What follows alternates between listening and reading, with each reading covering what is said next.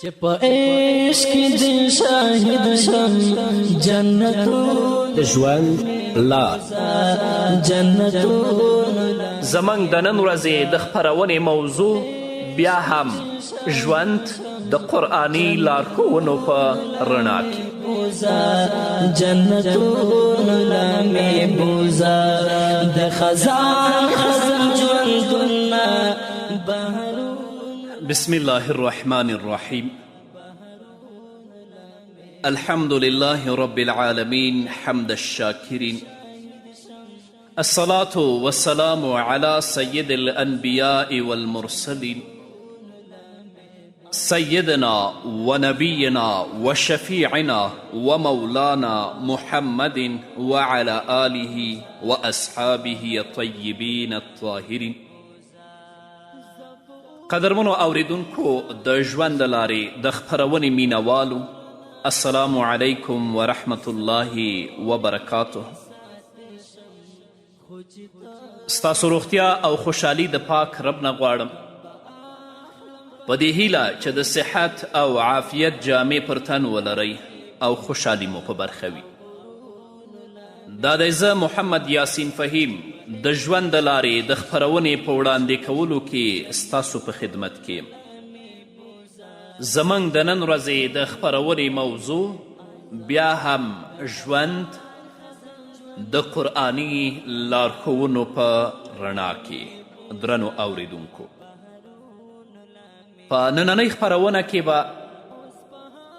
د بیلګې په توګه هغه کسان در وپیژنم چې هغوی د الله پر پریکړه باندې راضي ول. لومړی رسول الله صلی الله علیه وسلم. رسول الله صلی الله علیه وسلم له خپل رب نه انتهایی راضي او خوښ و. تل به دا دعا چې مخکې هم ذکر شوه تکراروله: اللهم بعلمك الغيب وقدرتك على الخلق احيني ما علمت الحياة خيرا الى آخره. پروردگاره، ستا د علم غیب او په پیدایښت باندې د قدرت په وجه ما ژوندی وساته که چیرې ته پوهېدې چې ژوند زما لپاره غوره دی، او مړ مې کړه که چیرې ته پوهېدې چې مرګ زما لپاره غوره دی، او ما ته په پټه او ښکاره دواړو حالتونو کې ستا نه ویره را په برخه کړي. اللهم واسألك خشیتك فی الغیب والشهاده. د رضایت او غصې پر مهال د حق خبره را په برخه کړي. داسې نعمت را کړي چې نه ختمیږي. د سترګو یخوالی را کړه چې مدام وي. له حکم نه وروسته رضا، له مرګ نه وروسته خوږ ژوند، ستا مخته د کتلو او ملاقات ته د شوق لرلو لذت را په برخه کړي، او د هر ضروري مصیبت نه او گمراه کوونکي فتنې نه ستا لور ته پناه درولم. پروردګاره، موږ د ایمان په ښایست باندې ښایسته کړه او د هدایت کړو شوو د جملې څخه مو وګرځوه. همدارنګه د خپل زوی ابراهیم په مرګ باندې چې یوازې آخرنی امید و، ځکه هغه مهال د نبی کریم صلی الله علیه وسلم عمر 2 کاله و او ډیره مینه به یې ورسره وه، تر دې چې غیږ کې به یې راونیولو او د ملګرو کور ته به یې بیولو. خو له 6 میاشتو نه وروسته ابراهیم وفات شو. خو د نبی کریم صلی الله علیه وسلم عکس العمل څه و؟ انس بن مالک فرمایي کله چې ابراهیم د زنکدن په حالت کې و، زه نبی کریم صلی الله علیه وسلم ته ورغلم. د نبی کریم صلی الله علیه وسلم له سترګو نه اوښکې روانې شوې. په دې حالت کې عبدالرحمن ابن عوف وویلې ته هم داسې کوې ای د الله رسوله، یعنې ته هم جاړې؟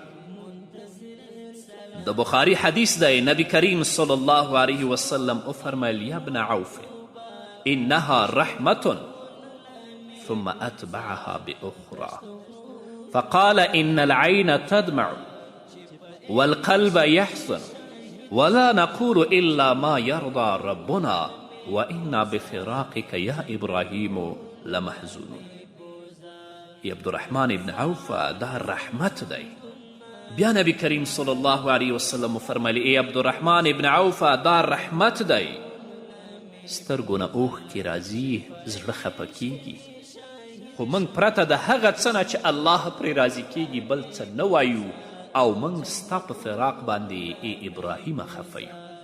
ګورئ چې نبی کریم صلی الله علیه وسلم د الله په فیصله باندې څنګه راضي او څومره خوښ دی. دوهم فضیل بن عیاض رحمه الله، دا د تابعینو او امامانو نه یو کس و چې د ډیر عبادت له کبله د حرمینو په عابد باندې مشهور و. فضیل بن عیاض به تل غلی او چپ و، کله کله به یې خندا کوله او دا د ژوند طریقه و. چا ورته وویلې څومره عجیبه خبره ده، د خپل زوی د وفات په ورځ خاندي، حال دا چې مخکې به دې نه خندل. فضیل بن عیاض په جواب کې وویل په هر حال کې د الله په رضا باندې خوښ اوسم او خندا مې ځکه وکړه تر څو مې زړه هم خوښ او راضي کړ. یعنی خندا یې ځکه کوله تر څو د خپل زړه د میلان سره سره خپل زړه د الله په رضا باندې خوښ کړي. علمای کرام د نبی کریم صلی الله علیه وسلم او فضیل بن عیاض ترمنځ یوه مقایسه کوي. علما فرمای رسول الله صلی الله علیه وسلم د رحمت مقام او د رضایت مقام سره یو ځای کړي. د رحمت مقام ژړا کول دي او د رضایت مقام ولا نقول الا ما یرضى ربنا. خو فضیل بن عیاض ونشو کولی چې داسې وکړي، نو ځان خندا ته اړویست او د رضایت د مقام د ساتلو لپاره یې له رحمت نه تیښته غوره کړه تر څو د رحمت په مقابل کې رضایت له لاسه ورنه کړي، ځکه د دې دواړو ترمنځ جمعوالی ډیر سخت کار دی. دریم سیدنا امیر المؤمنین عمر بن خطاب رضی الله تعالی عنه. عمر بن خطاب رضی الله تعالی عنه فرمای هر کله چې په مصیبت باندې اخته شوی یم د څلورو شیانو په وجه مې د الله شکر ادا کړی. اول ځکه مصیبت مې په دین کې نه و، دویم له دې نه غټ مصیبت نه و، دریم الله د دې په مقابل کې جنت د ثواب په توګه راکوي، څلورم په دې سره د رسول الله صلی الله علیه وسلم د وفات مصیبت رایادیږي. د امیر المؤمنین سیدنا عمر بن خطاب رضی الله تعالی عنه دې کار ته ښه ځیر شي، د بلا او مصیبت په وجه د الله شکر ادا کوي. دا د رضایت والا درجه بیانوي. صبر او بردباری خو طبعی دي، خو موږ وینو چې دی شکرګزار هم دی، ځکه چې مصیبت په دین کې نه دی. د دنیا مصیبت چې هر څومره سخت وي د دین د مصیبت په مقابل کې بې اهمیته دی، او ځکه دی له دې نه غټ او بدتر مصیبت کې نه دی اخته شوی، ځکه مصیبتونه له نورو سره په مقایسه کولو واړه ښکاري او الله د دې صبر په وجه دته جنت په ثواب کې ورکوي. او د نبی کریم صلی الله علیه وسلم د وفات مصیبت وریادیږي. آیا له دې نه هم بدتر مصیبت شته؟ همدا ډول عمر بن خطاب رضی الله تعالی عنه فرمایي په الله قسم تر څو چې مسلمان اوسم ما ته دا مهمه نه ده چې په دنیا کې ښه یا بده ورځ ولرم، په بېوزلي کې اوسم یا په شتمنۍ کې غمجن اوسم یا خوشحاله، بس چې مسلمان یم دا هر څه به زغم. څلورم حضرت عمران بن حسین رضی الله تعالی عنه. عمران بن حسین رضی الله تعالی عنه په ټولو غذاګانو کې له نبی کریم صلی الله علیه وسلم سره ګډون کړی. ډیر زړور صحابي و، خو د نبی کریم صلی الله علیه وسلم له وفات نه وروسته نیم بدن فلج شو، 30 کاله په بستره باندې تیر کړ. آیا کولی شي چې تصور یې وکړي 30 کاله بې حرکته په شا پروت، تر دې چې د قضای حاجت لپاره د تخت لاندې ورته سوری وکړ، ځکه هغه نشو کولی چې حرکت وکړي.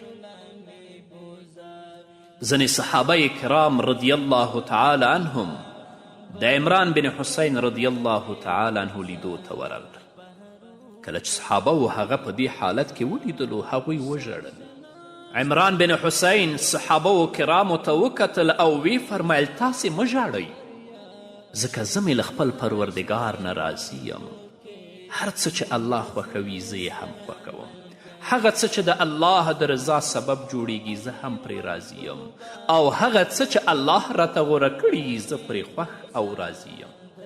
په الله قسم کله چې په دې حالت کې اوسم د فرښتو تسبیح او ملاقات احساسوم. هغوی راځي ما سره ستړي مشي کوي، ځکه زه پوهیږم چې په کوم تکلیف زه اخته یم دا د الله له پلوه سزا نه ده بلکې د رضایت امتحان دی. زه تاسې ګواه ګرځوم چې زه د خپل پروردګار نه راضي او خوښ. نو درنو اوریدونکو ورونو او خویندو، که تاسې په کوم مصیبت کې اخته یاست د خپل رب نه راضي اوسئ، ځکه دا د الله فیصله ده. چې د الله په فیصلې باندې راضي شوې رب العزت به اجرونه هم درکوي. په بې ځایه ویناو په خوشي حرکتونو باندې ځان مه ګنهګاروئ. پنځم، حضرت عروه بن زبیر رضی الله تعالی عنه. د عروه پلار زبیر بن عوام دی چې هغه په عشره مبشرو کې داخل دی. هغه ته د هغه په ژوند کې د جنت زیری محمد رسول الله ورکړی. ام المؤمنین عایشه صدیقه رضی الله تعالی عنها د عروه رضی الله تعالی عنه خاله ده. یعنی حضرت عروه د ام المؤمنین خوریه ده. حضرت عروه رضی الله تعالی عنه له خپل زوی سره د امیر المؤمنین د ملاقات لپاره دمشق ته ولاړ.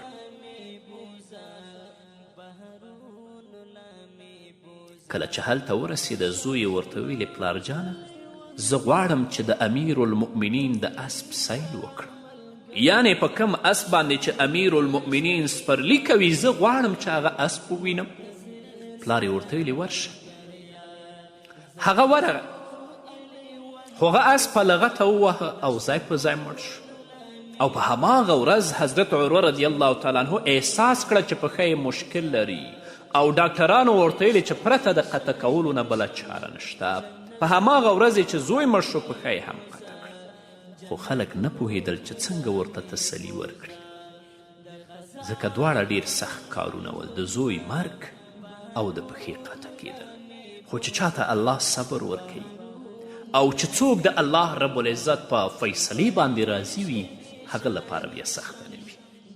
په دې اړه به نور هم واورو قدرمنو اوریدونکو. خو دې بې دمینه په عشق دې شاهد شم جنتونو لمې بوزا، جنتونو لمې بوزا، د خزان خزان ژوندونه بهرونو لمې بوزا. قدرمنو اوریدونکو بیا هم زموږ سلامونه ومنئ. د حضرت عروه زوی هم مړ شو، پښه یې هم قطع شوه. خلک نه پوهېدل چې څنګه ورته تسلي ورکړي، ځکه دواړه ډیر سخت کارونه ول، د زوی مرګ او د پښې قطع کېدل. خلک ډیر غمځپلي د لور ته ورتلل. د حضرت عروه رضی الله تعالی عنه چې دې لور ته فکر شو ویلې پروردګاره ستا شکر، 4 غړي دې راکړي او یوازې یو دې اخیستی، 3 دې راته پریښي دي، 7 بچیان دې راکړي یو دې رانه واخیست، 6 دې راته پریښي.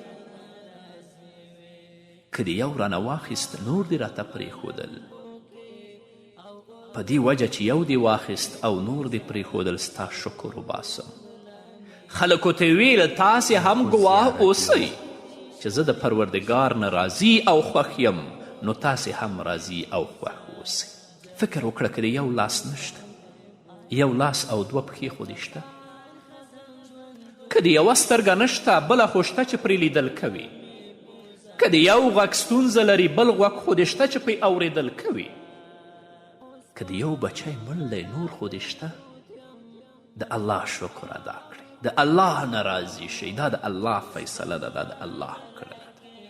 که ستا یوه پښه نشته هغو کسانو ته وګوره چې دواړه پښې نه لري، هغو کسانو ته وګوره چې فلج دي، په بستره باندې پراته دي، حرکت نشي کولی. که ستا یو لاس نشته هغو کسانو ته وګوره چې دواړه لاسونه نشته. که ستا یو زوی شهید دی هغو کسانو ته وګوره چې د کورنۍ ټول غړي یې د اسلام دښمنانو په شهادت رسولي دي. د الله په فیصله باندې راضي اوسئ. شپږم د عبدالمطلب لور صفیه رضی الله تعالی عنها چې د محمد رسول الله صلی الله علیه وسلم عمه ده. حضرت صفیه رضی الله تعالی عنها د حمزه بن عبدالمطلب خور د احد په غزوه کې د مسلمانانو سره وه. د جنگ په منځ کې ورور سید الشهدا حمزه رضی الله تعالی عنه په شهادت ورسید. کله چې نبی کریم صلی الله علیه وسلم د مشرکینو د هغو بدو کارونو نه چې د سید الشهدا په مړي باندې کړي خبر شو، ځکه هغوی بدن ورته ټوټه ټوټه کړی و، لړمون یې ورته رایستلی و. نو له زبیر رضی الله تعالی عنه څخه یې غوښتنه وکړه چې خپله مور صفیه رضی الله تعالی عنها مدینې منورې ته بوسي، تر څو صفیه رضی الله تعالی عنها دا غمجنه صحنه ونوي. حضرت زبیر رضی الله تعالی عنه خپلې مور ته ورغی او ویلي رسول الله امر کړی چې تا مدینې ته بوسه. صفیه رضی الله تعالی عنها په ځواب کې ورته وویلي زویه دا کار په دې وجه کوي چې حمزه یې مسله کړی، د هغه غوږونه یې پرې کړي، د هغه پوزه یې پرې کړې، د هغه شونډان یې پرې کړي، د هغه ځیګر یې راویستلی. زویه کومه پیښه چې حمزه سره شوې د الله د نعمتونو په مقابل کې ډیره وړه ده. الله موږ امتحان کړو تر څو معلوم کړي چې آیا موږ ترې راضي یو او که نه. زویه زه راضي یم، زه رسول الله صلی الله علیه وسلم ته ورشه او دا خبره ورته وکړه. کله چې زبیر رضی الله تعالی عنه د خپلې مور خبرې رسول الله صلی الله علیه وسلم ته وکړي، نو نبی کریم صلی الله علیه وسلم وفرمیل پرېږده. صفیه رضی الله تعالی عنها ورغله او د حمزه رضی الله تعالی عنه په څنګ کې ودرېدله او ویل انا لله و انا الیه راجعون. آیا خویندو تاسو هم همداسو د الله په فیصله باندې راضي یاست او کولی شي چې همداسې میړانه وښي؟ اووم سعد بن ابي وقاص رضی الله تعالی عنه. سعد بن ابي وقاص رضی الله تعالی عنه هم له هغو لسو کسانو څخه دی چې د جنت زیری هغه ته ورکړی شو. دا د قادسیې قهرمان و او دا مستجاب الدعا و. رسول الله صلی الله علیه وسلم په حق کې دا خبره کړې وه یا سعد ارمی فداک ابي و امي. ای سعده زما پلار او مور دې درنه قربان شي غشي وه. ای سعده زما مور او پلار دې ستانه قربان شي غشي واروه. همدا ډول یې ورته دعا کړې وه اللهم سدد رمیته و اجب دعوته. پروردګاره د سعد بن ابي وقاص غشي هدف ته ورسوي او دعا یې قبوله کړي. له همدې کبله هغه مستجاب دعا و. الله یې دعاګانې قبلولي. که به یو ځای ته تللو خلک به ترېنه ګرد چاپېره راټولېدل او دنه به یې غوښتنه کوله چې دعا ورته وکړي. دعا به یې چې وکړه الله رب العزت به دعا ورته قبوله کړه. د په آخر عمر کې خپل نظر له لاسه ورک. یو ځوان ورته راغی او ورته یې ویلې ای سعده تا خپل نظر له لاسه ورکړی، حال دا چې ته مستجاب الدعا یې، الله دې دعا قبلوي. د الله دربار ته دعا وکړه چې ستا نظر بیرته درکړي، سترګې دې بینا شي. حضرت سعد رضی الله تعالی عنه په جواب کې وفرمایل د الله حکم د نظر په مقابل کې راته ډیر خوښ دی. آیا الله یې ما ته خوښوي او زه یې خپل ځان ته خوښ نه کړم؟ په الله قسم چې دعا به ونه کړم د دې لپاره چې نظر مې بیرته راشي. دا د الله تعالی نه د رضایت مقام دی او یوازې د هغه لپاره دی چې د الله سره او د الله لپاره ژوند کوي. وروره او خورې آیا ته هم له الله نه راضي او که نه؟ د الله په فیصله او د الله په ورکړه باندې راضي او که نه؟ اتم عبدالله ابن مسعود رضی الله تعالی عنه. عبدالله ابن مسعود رضی الله تعالی عنه فرمایي له 40 کلونو نه راهیسې چې هر کله الله زه په یو حالت کې برابر کړی یم زه پرې راضي او خوښ پاتې شوی او په الله قسم هیڅکله مې په هغه پیښه باندې چې په دنیا کې الله راته پیښه کړې نه دي ژړلي، بلکې یوازې د دین له لاسه ورکولو باندې مې اوښکې تویې کړي دي. درنو اوریدونکو، له الله نه د رضایت او خوښتیا دې لوړې بیلګې ته وګوره. 40 کاله کیږي چې له الله نه دی خفه شوی او د دنیا د حاجتونو له امله یې هیڅکله نه دي جړلي. بلکه د سترګو نه یوازې د نافرمانی پر مهال اوښکې تویې شوي دي. له الله نه خوښ او راضي اوسه. خو موږ د دنیا د حاجتونو له امله ژاړو چې کله مو د دنیا حاجتونه پوره نشي. ژاړو خو چې کله د الله رب العزت نافرمانی کوو، د الله د حکمونو او د اوامرو نه سرغړونه کوو، هلته مو د سترګو نه اوښکې تویېږي. کله دې په خپل حالت باندې ژړلي دي چې دیانت دې څنګه دی، اخلاق دې څنګه دي، او اسلامیت دې څنګه دی، عمل دې څنګه دی. خو کیدی شي چې د دنیا مادیات دې لږ هم له لاسه ورکړي، یا په یو مصیبت کې ښکیل شوی او د سترګو نه دې اوښکې روانې شوي. الله دې په موږ باندې رحم وکړي او رب العزت دې موږ په خپله فیصله باندې د تل لپاره راضي او خوښ وساتي. په همدې هیله قدرمنو اوریدونکو، دا وه زموږ د نن ورځې خپرونه چې ستاسو درانه حضور ته وړاندې شوه. تر بلې خپرونې پورې چې زه بیا هم ستاسو درانه حضور ته راځم، تاسو ټول په لوی او بخښونکي الله سپارم. پاتې ژوند مو نیکمرغه، ښاد، بریالي او کامیاب اوسئ. بهرون لمې بوزه چې په عشق دې شاهد شم، جنتون لمې بوزه، جنتون لمې بوزه، د خزان خزان ژوندونه بهرون لمې بوزه،